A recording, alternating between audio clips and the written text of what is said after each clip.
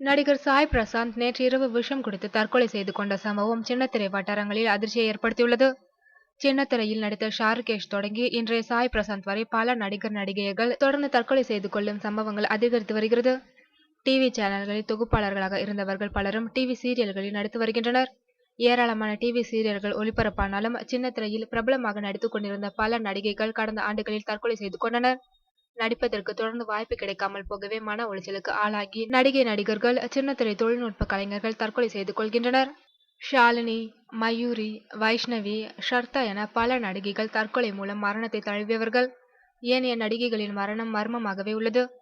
உள்வியல் தாக்கமே தற்கொலைக்கு முக்கிய காரணம் எனவும் கூறப்படுகிறது. நடிகைகளின் தற்கொலையை தடுக்க எத்தனையோ முயற்சிகள் நடைபெறுகின்றன என்றாலும் இதற்கு ஒரு முடிவு வருவதாக தெரியவில்லை. கடந்த ஆண்டு சின்னத்திரை இயக்குனர் பாலாஜி யாதவ் என்பவர் தற்கொலை செய்து கொண்டார். இவர் பிரபல டிவி சீரியல்களை இயக்கியவர். டிவி சீரியல் இயக்குவதற்கு வாய்ப்பு கிடைக்கவில்லை என்றும் கடன் பிரச்சனையால் மன உளைச்சலுக்கு ஆளான அவர் தற்கொலை செய்து கொண்டதாகவும் செய்திகள் வெளியானது. வம்சம், தென்றல் உள்ளிட்ட பல சீரியல்களிலும் சினிமாக்களிலும் நடித்த நடிகர் முரளிமோகன் கடந்த 2014ஆம் ஆண்டு வீட்டில் தூக்கு போட்டு தற்கொலை செய்து கொண்டார். சீரியல் வாய்ப்புகள் குறைந்து போன காரணத்தினாலே அவர் தற்கொலை செய்து கொண்டதாக கூறப்பட்டது. பிரபல நகைச்சுவை நடிகையான ஷோபனா சிக்கன் குனியா மற்றும் ஆஸ்துமாவால் கஷ்டப்பட்டதால் அவரால் திரைப்படங்களில் தொடர்ந்து நடிக்க முடியாமல் போனது. இதனால் மன இறுக்கத்திற்கு ஆளாகி அவர் தற்கொலை செய்து கொண்டார். பாரதி திரைப்படத்தில் அறிமுகமான சாய் பிரசாந்த் சில ஆண்டுகளுக்கு முன்பு உடல் எடை அதிகரித்து வாய்ப்பு கிடைக்காமல் தவித்து வந்தார். உடல் எடை குறைந்த பின்னர் சீரியல்களில் நடித்து வந்தார். இந்நிலையில் சாய் பிரசாந்த் நேற்று இரவு தற்கொலை செய்து கொண்டார்.